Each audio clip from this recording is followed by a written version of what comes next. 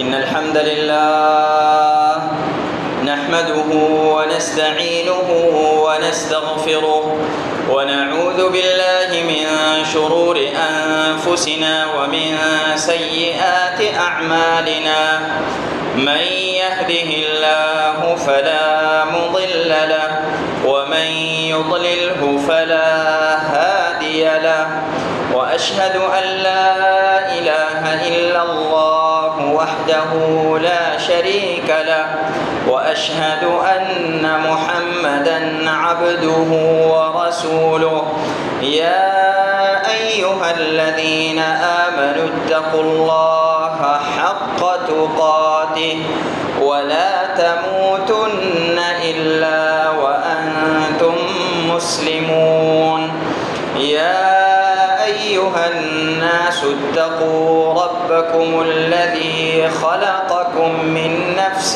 واحدة وخلق منها زوجها وبث منهما رجالا كثيرا ونساء واتقوا الله الذي تساءلون به والأرحام إن الله كان عليكم رقيبا يا أيها الذين آمنوا اتقوا الله وقولوا قولا سديدا يصلح لكم أعمالكم ويغفر لكم ذنوبكم ومن يطع الله ورسوله فقد فاز فوزا عظيما أما بعد فإن أصدق الحديث كتاب الله وخير الهدي هدي محمد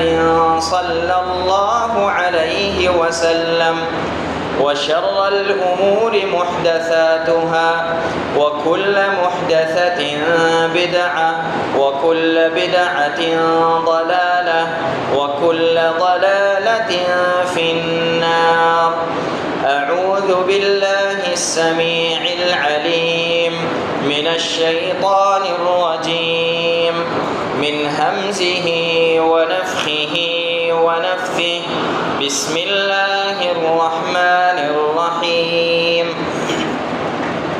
يا أيها الذين آمنوا قوا أنفسكم وأهليكم نارا وقودها الناس والحجارة عليها ملائكة غلاظ شداد لا يعصون الله ما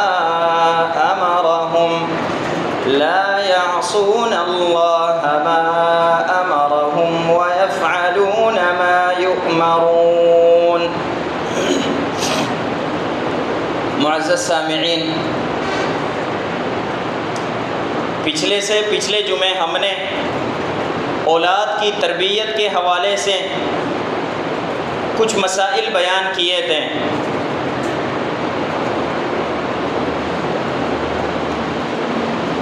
आज हमने इस जुमे इंशाअल्लाह ताला जो पिछले जुमे मसाइल रह गए थे वो बयान करने हैं।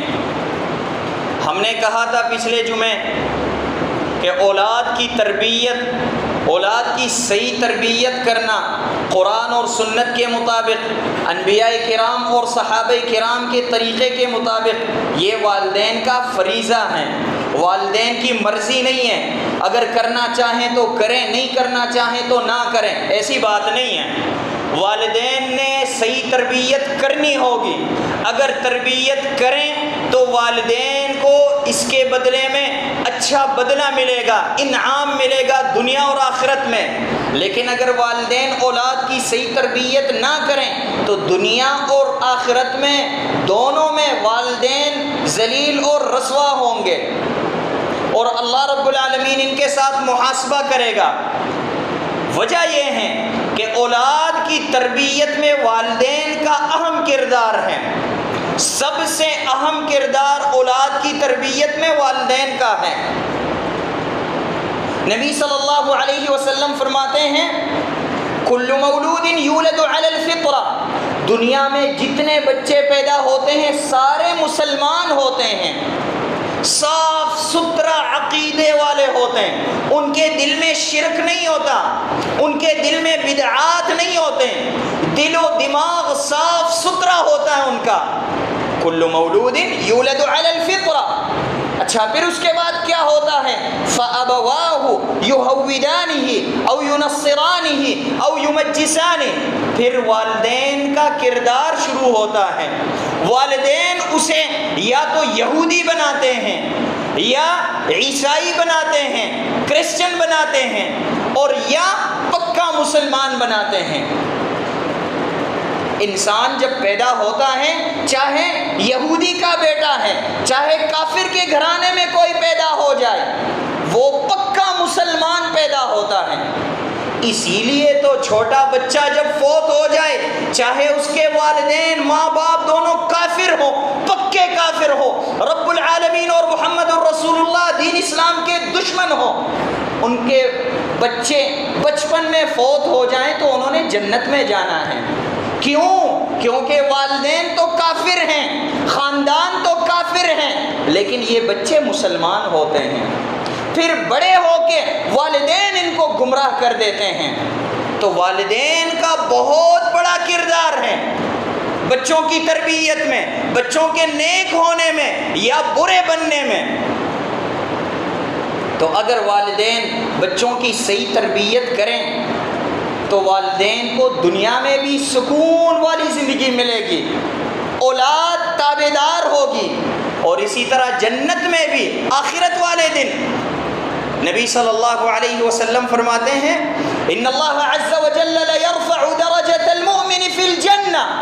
جنت میں اللہ رب العالمین مسلمان کا درجہ بلند فرمائے گا.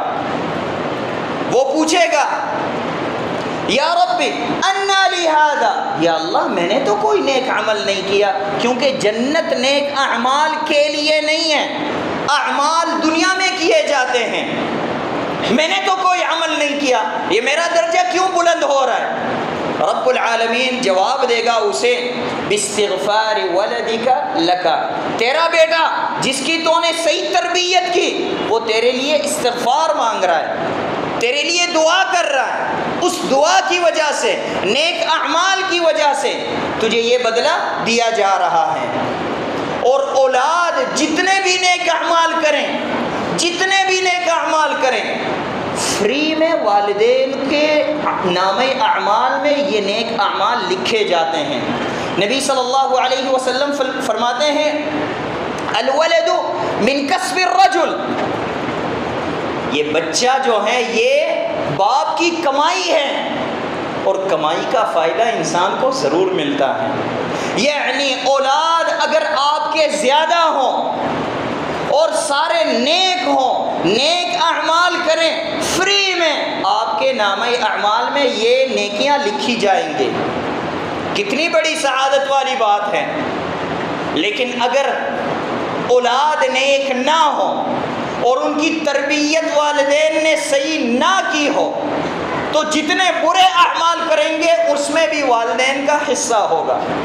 ہاں اگر والدین بچوں کی تربیت کرنے میں کوشش کرے لیکن پھر بھی بچے نیک نہ بن سکیں، دیندار نہ بنے، تو پھر تو والدین کی غلطی نہیں ہے. لیکن اگر والدین تربیت میں سستی کریں تو والدین کو بھی اس میں حصہ دیا جائے گا ان گناہوں میں سے. پھر ہم نے اس کے بعد اولاد کی تربیت کے حوالے سے کچھ طریقے اور مسائل ہم نے بیان کیے تھے. ہم نے کہا تھا پہلے نمبر پہ کوئی انسان بچوں کی صحیح تربیت کرنا چاہتا ہے تو سب سے پہلی بات یہ ہوگی، سب سے پہلا قدم یہ اٹھانا ہوگا کہ نیک لڑکی سے شادی کرے. اور اسی طرح کوئی لڑکی، کوئی بچی نیک اولاد چاہتی ہو تو اسے چاہیے کہ نیک شوہر تلاش کرے، مالدار، حسندار، تعلیم یافتہ لڑکی سے شادی کرے اور دیندار نہ ہو. پھر بعد میں ہم کہتے ہیں ہائے ہماری اولاد نیک نہیں ہے، ہم نے نیکی کا کبھی سوچا ہی نہیں ہے. تو اولاد کیسے نیک ہو؟ دوسرے نمبر پہ ہم نے کہا تھا اولاد کے لیے انسان دعائیں شروع کریں، حمل ہونے سے پہلے، شادی کے فوراً بعد دعائیں شروع کریں، اور انبیاء اور صحابہ کرام سلف صالحین کا یہی طریقہ ہے، اور اس کے بارے میں کافی ہم نے دلائل ذکر کیے تھے۔ آگے ہم نے کہا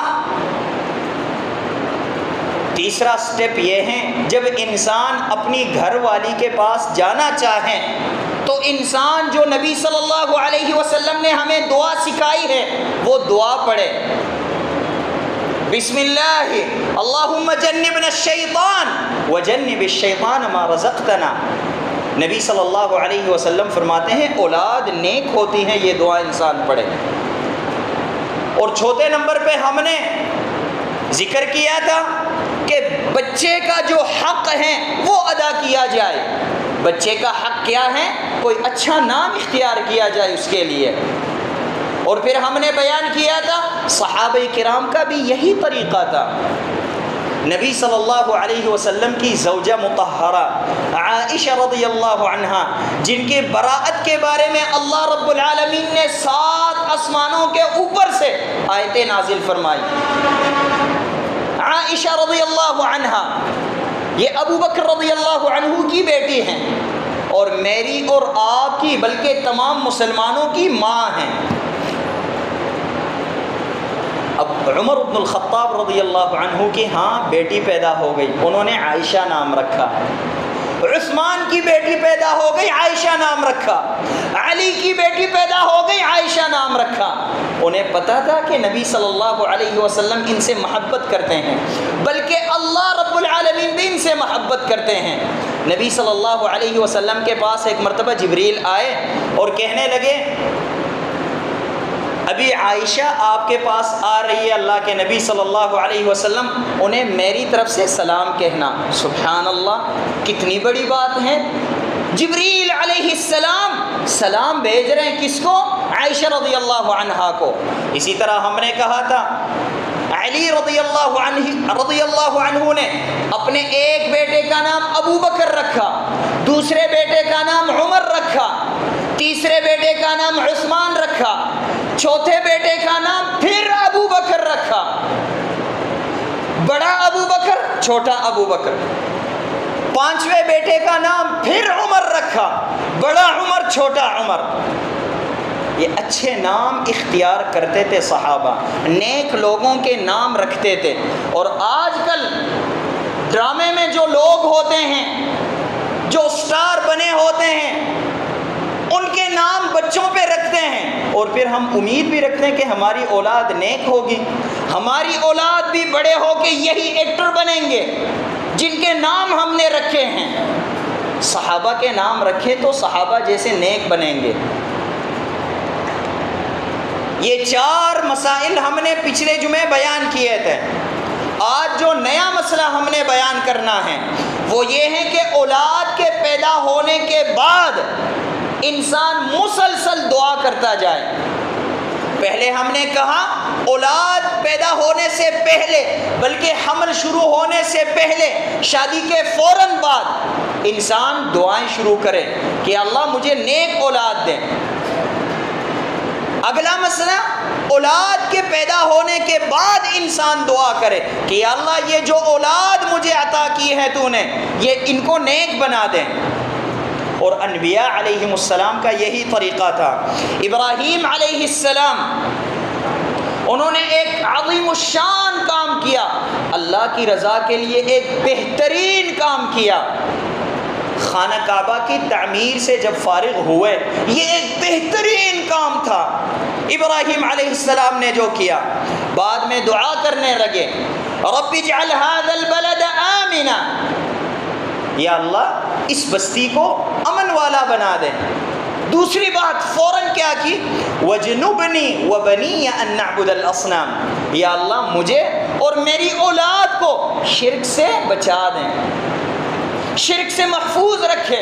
اولاد کی فکر ہے ابراہیم علیہ السلام کو، اور اولاد بھی کتنی نیک اولاد ہیں، اسماعیل علیہ السلام جیسے تابعدار اولاد۔ پھر بھی ابراہیم علیہ السلام دعا کر رہے کہ یا اللہ میری اولاد کو شرک سے بچا دے۔ اسی طرح ابراہیم علیہ السلام نے دعا کی رب اجعلنی مقیم الصلاۃ، یا اللہ مجھے نمازی بنا دے۔ رب اجعلنی مقیم الصلاۃ ومن ذریتی، یا اللہ میری اولاد کو بھی نمازی بنا دے۔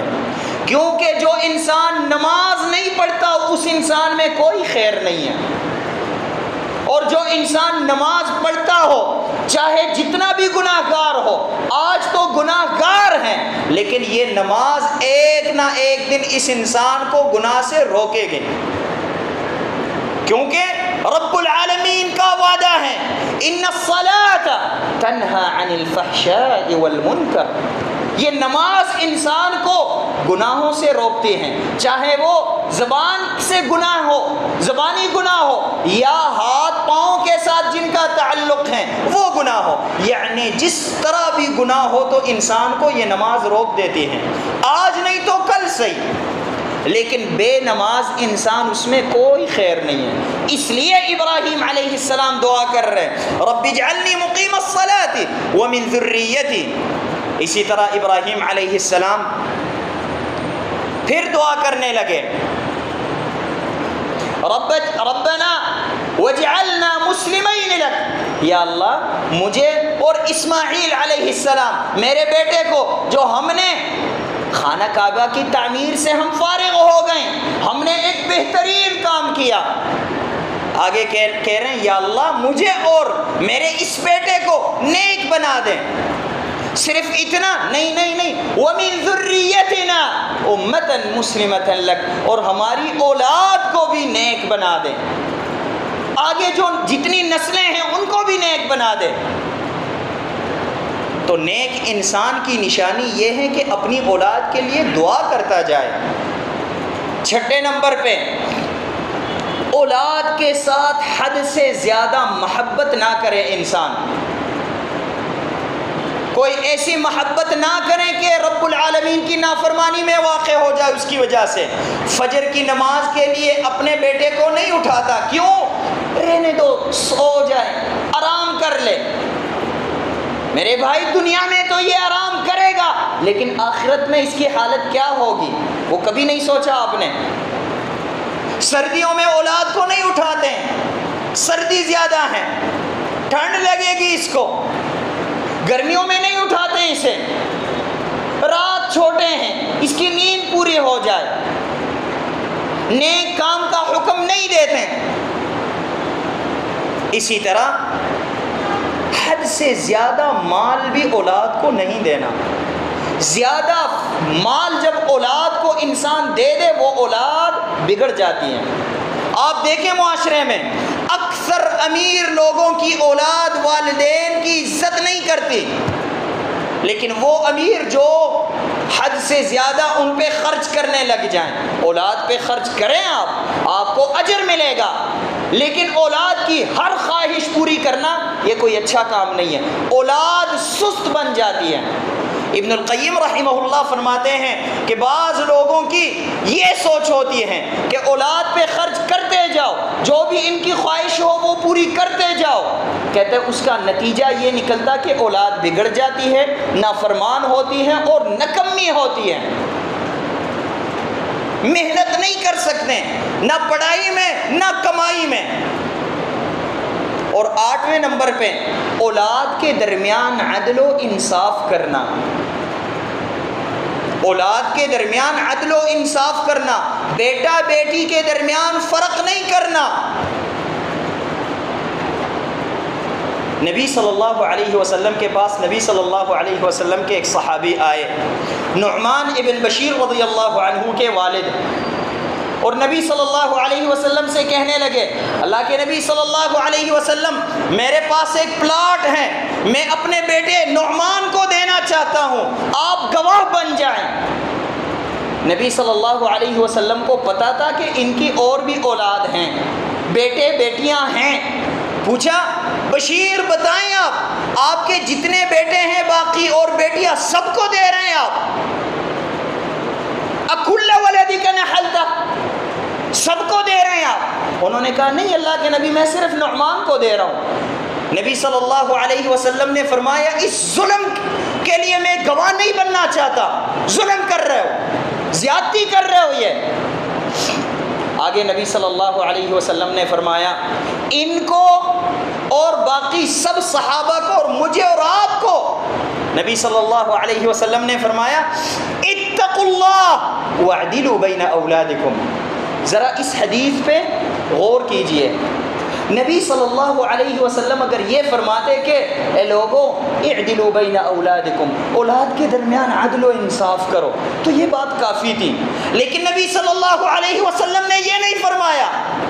نبی صلی اللہ علیہ وسلم نے شروع میں کیا کہا؟ اتقوا اللہ، اے لوگوں اللہ سے ڈرو، واعدلوا بین اولادکم، اولاد کے درمیان انصاف کرو، عدل و انصاف والا معاملہ کرو۔ آپ بڑھاپے میں اپنا ترکہ اولاد پہ تقسیم کرنا چاہتے ہو، پہلی بات تو یہ ہے تقسیم نہ کرو، آپ کے فوت ہونے کے بعد اولاد تقسیم کرے گی، اگر ناانصافی کرے تو اولاد گناہ گار، آپ گناہ گار نہیں ہیں، لیکن اگر آپ تقسیم کرنا ہی چاہتے ہیں تو پھر بیٹا بیٹی کو ایک برابر حصہ دینا ہوگا، بیٹا بیٹی کے درمیان کوئی فرق نہیں کرنا ہوگا، بڑا بیٹا چھوٹا بیٹا سب ایک برابر ہوں گے۔ اتقوا اللہ واعدلوا بین اولادکم، نبی صلی اللہ علیہ وسلم نے اس لیے یہ فرمایا۔ اسی طرح اللہ رب العالمین نے جو مقرر حصے ہیں اولاد کے وہ بیان کیے، بعد میں آخر میں نبی اللہ رب العالمین نے ایک بہت ہی پیاری بات کی، سارے بیان کیے کہ اے میرے بندے آپ کے مال میں آپ کے بیٹے کا حصہ ہے، بیٹی کا حصہ ہے، والدہ کا حصہ ہے، والد کا حصہ ہے، بھائیوں کا حصہ ہے، وغیرہ وغیرہ سارے مسائل بیان کر کے آخر میں رب العالمین نے فرمایا آباؤکم و ابناؤکم، یہ جو ہم نے مسائل بیان کیے، لوگ بیان کیے ہم نے، یہ تم لوگوں کے آباء و اجداد ہے، تمہاری اولاد ہے، لا تدرون ایہم اقرب لکم نفعا، تمہیں کوئی پتہ نہیں چلتا تمہارے مرنے کے بعد اور اسی طرح قبر میں قیامت والے دن ان میں سے کون آپ کو زیادہ فائدہ پہنچائے گا۔ لا تدرون ایہم اقرب لکم نفعا، تمہارے لیے زیادہ فائدہ مند اور مفید کون ہوگا، یہ بیٹا ہوگا یا بیٹی؟ کیا پتہ بیٹی کی وجہ سے تو نے جنت میں جانا یا بیٹے کی وجہ سے، لہذا لا تدرون ایہم اقرب لکم نفعا۔ اچھا کرنا کیا ہے؟ فریضۃ من اللہ، یہ اللہ رب العالمین نے حصے مقرر کیے ہیں، جیسے مقرر کیے ہیں ویسے ہی تقسیم کرو۔ جو آج کل ہمارے معاشرے میں کیا جاتا ہے، بیٹی کو جہیز کے نام سے تھوڑا بہت مال دے دیتے ہیں، لیکن والد کے فوت ہونے کے بعد بہن کا کوئی حصہ نہیں ہوتا۔ بھائی جو ایک ماں باپ کی اولاد ہیں، یہ بھائی اپنی بہن کے لیے اجزا بن جاتے ہیں اور ابلیس کے پیروکاری میں اپنی بہن کو اپنے باپ کے حصے سے محروم کر دیتے ہیں۔ قیامت والے دن ان بھائیوں کے ساتھ محاسبہ ہوگا اور بہن بیچاری تو کچھ نہیں کہہ سکتی ہے۔ اس لیے رب العالمین فرماتے ہیں اتقوا اللہ، اے لوگوں اللہ سے ڈرو۔ اگر اللہ کا خوف ہو آپ کے دل میں، واعدلوا بین اولادکم، تو اولاد کے درمیان انصاف کرو، ناانصافی نہ کرو اولاد کے درمیان۔ اور اگلا کام، بچوں کے لیے اچھے دوست کا انتخاب کرنا، تب اولاد نیک ہوتی ہیں، اولاد کے دوست اچھے ہوں۔ اب اولاد کے دوست اچھے کیسے بنیں گے؟ اولاد کے دوست اچھے ایسے بنیں گے، اگر میری اور آپ کی دوستی اچھے لوگوں کے ساتھ ہو تو ان کی اولاد کے ساتھ ہماری اولاد کی دوستی ہوگی۔ اگر ہم نمازی ہوں، مسجد میں آنے والے ہوں، مسجد میں لوگوں کے ساتھ ہماری دوستی ہو، مسجد والے نمازی لوگوں کے ساتھ، تو ہماری اولاد بھی نمازی لوگوں کی اولاد کے ساتھ دوستی کرے گی۔ اسی طرح ہم اپنی اولاد کو اچھے اسکول میں پڑھائیں جس میں نیک نیک لوگ ہیں، نیک لوگوں کی اولاد ہے، دیندار لوگوں کی اولاد ہے. اسکول میں بچے کو داخل کراتے وقت صرف اور صرف تعلیم کو یا صرف اور صرف ان کے مقام کو، ڈگری کو نہیں دیکھنا، ساتھ ساتھ یہ بھی دیکھنا اس اسکول میں بچے کون پڑھتے ہیں. بعض مسلمان تو یہ بھی کرتے ہیں، کرسچنز کے اسکول میں اپنے بچوں کو داخل کروا دیتے ہیں، پھر ان بچوں سے خیر کی امید بھی رکھتے ہیں. خیر کی امید کیسے رکھ رہے ہیں؟ باپ کرسچن، اس کے بیٹے کے ساتھ آپ کا بیٹا پڑھ رہا ہے، اس کی بیٹی کے ساتھ آپ کی بیٹی پڑھ رہی ہے، تو تربیت بھی ویسے ہی ہوگی. اور دوستوں کا انسان پہ بہت بڑا اثر ہوتا ہے. نبی صلی اللہ علیہ وسلم فرماتے ہیں انما مثل الجلیس الصالح والسوء کحامل المسک ونافخ الکیر. نبی صلی اللہ علیہ وسلم نے بڑی پیاری مثال بیان کی ہے. کہتے ہیں نیک دوست کی مثال عطر فروش جیسا ہے. اما ان یہدیک، کوئی دوست ہو آپ کا، اس کی دکان ہو عطر کی، اگر آپ اس کے پاس جائیں یا تو وہ آپ کو گفٹ کرے گا کوئی عطر، یا وَإِمَّا أَن تَبْتَاعَ مِنْهُ، یا آپ خرید لیں گے. اگر نہ وہ گفٹ کرے نہ آپ خریدیں، وَإِمَّا أَن تَجِدَ مِنْهُ رِيحًا طَيِّبًا، خوشبو تو آپ محسوس کریں گے. یہ فائدہ تو ملے گا آپ کو. آپ 8-10 منٹ کے لیے اس دوست کے پاس بیٹھے ہیں، خوشبو محسوس کریں گے آپ، خوشبو ملے گی آپ کو. نہ آپ نے خریدا نہ اس نے کوئی گفٹ دیا، لیکن سکون کے ساتھ اس کے ساتھ بیٹھیں.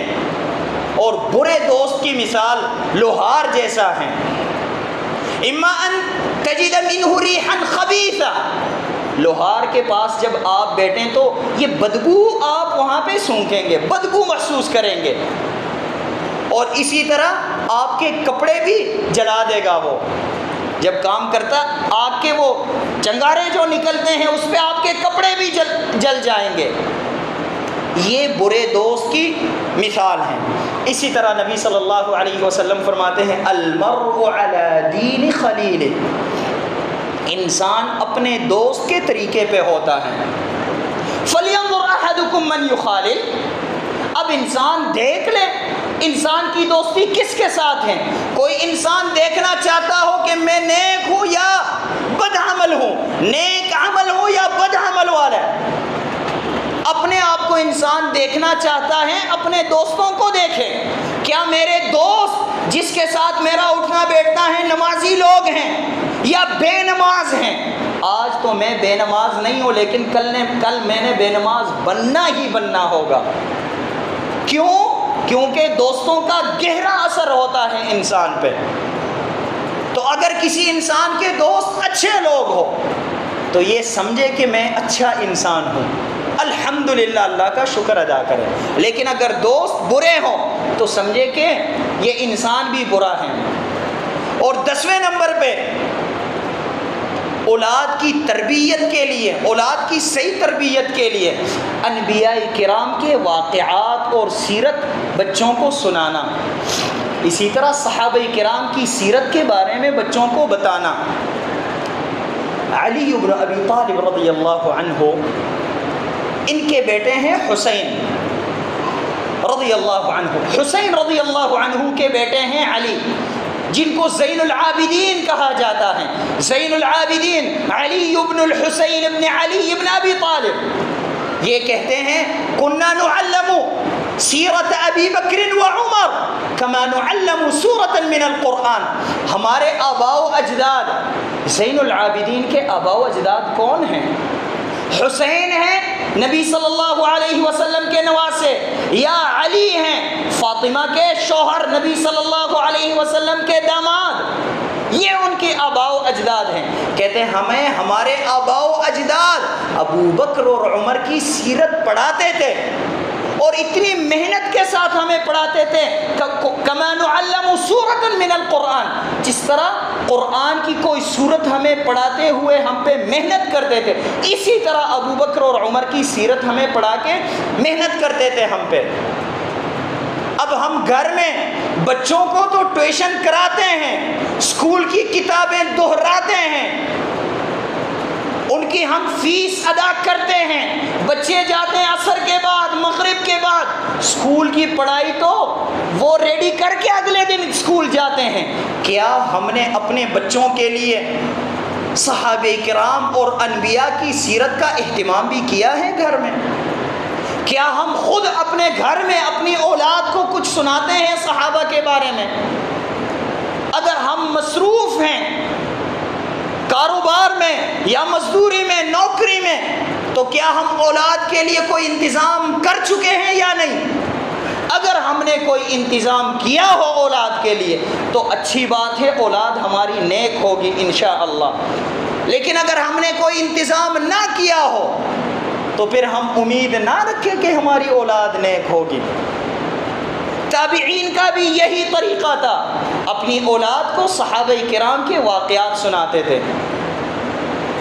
مغیرہ ابن شعبہ رضی اللہ عنہ نبی صلی اللہ علیہ وسلم کے ایک صحابی ہیں، بڑے ہی بہادر انسان تھے، اتنے بہادر انسان تھے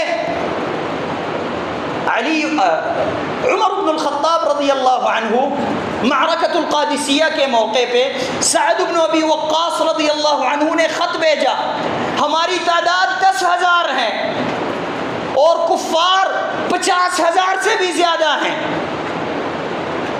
بلکہ لاکھ سے بھی زیادہ ہیں، ہم ان کا مقابلہ نہیں کر سکتے، تو مدد بھیجیں، لوگ بھیجیں ہمارے پاس۔ عمر بن الخطاب نے خط بھیجا کہ میں 1000 بندے بھیجوں گا آپ کے پاس، 1000 بندے کافی ہیں؟ سعد نے کہا ہاں ہاں کافی ہیں۔ عمر بن الخطاب نے اگلے دن مغیرہ ابن شعبہ کو بھیجا اور ساتھ ایک خط بھی پکڑایا۔ مغیرہ ابن شعبہ رضی اللہ عنہ سعد بن ابی وقاص کے پاس آئے معرکۃ القادسیہ میں۔ سعد نے پوچھا باقی لوگ کہاں ہیں؟ 999 لوگ کہاں ہیں؟ کہا مجھے تو نہیں پتا، عمر نے مجھے بھیجا اور یہ خط دے کے آپ دیکھ لیں۔ یہ خط کھول کے جب دیکھا سعد نے، اس میں عمر نے لکھا تھا سعد میں نے مغیرہ کو بھیجا آپ کے پاس، یہ مغیرہ ہے تو ایک بندہ لیکن 1000 کے بدلے میں ہے، یہ آپ یہ سمجھے کہ یہ 1000 کا مقابلہ اکیلے ہی کرے گا، اور ایسے ہی ہوا۔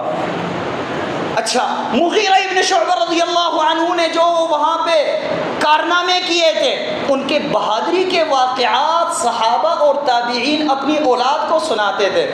بعد میں مغیرہ ابن شعبہ رضی اللہ عنہ مسجد میں آئے، مسجد نبوی میں، مدینہ منورہ میں۔ موضع الشاہد بتانا آپ کو یہ چاہتا ہوں، نماز کے بعد ظہر کی نماز انہوں نے پڑھی، ظہر کے نماز کے بعد صحابہ باہر نکل رہے ہیں، مدینہ منورہ کے سارے بچے کھڑے ہیں، کس لیے آئے ہیں؟ مغیرہ انکل کو دیکھنے آئے ہیں جن کے باتیں انہوں نے سنی ہیں۔